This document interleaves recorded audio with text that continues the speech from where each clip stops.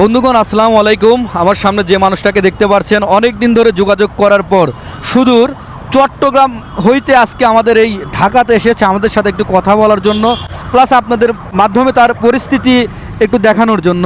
তো চলুন ভাইয়ের সাথে কথা বলি। ভাই আসসালামু আলাইকুম। ওয়ালাইকুম আসসালাম ভাইয়া আগেই আপনি ইমপ্রেশনে চলে যাবেন, আপনি কথা বলুন। আচ্ছা আপনার কী অবস্থা এখন?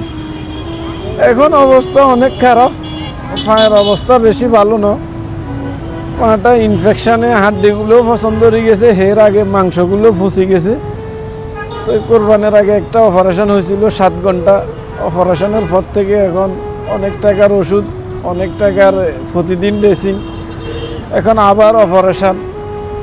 তো প্রথমে সার্জারি অপারেশন করা লাগবে, এরপরে হাড্ডিগুলো অপারেশন করা লাগবে।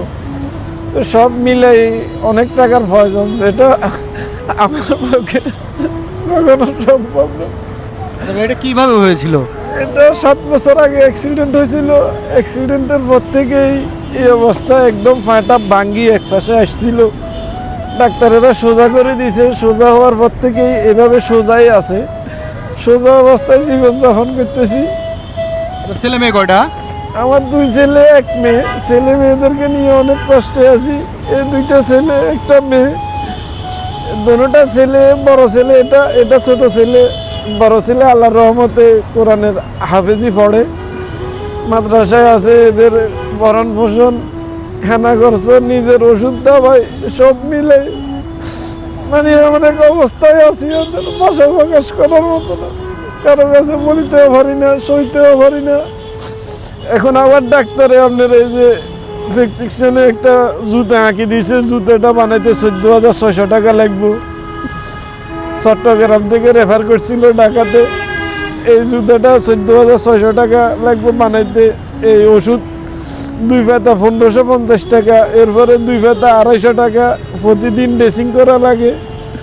ড্রেসিংয়ের মালসহ ডেলি আমাদের 1200-1300 টাকা খরচ হয়। এখন আমার বর্তমান পায়ের অবস্থা হলো এরকম, এই অবস্থা বর্তমান পায়ের। তো আমি দেশবাসীর কাছে একটু সহযোগিতা চাই।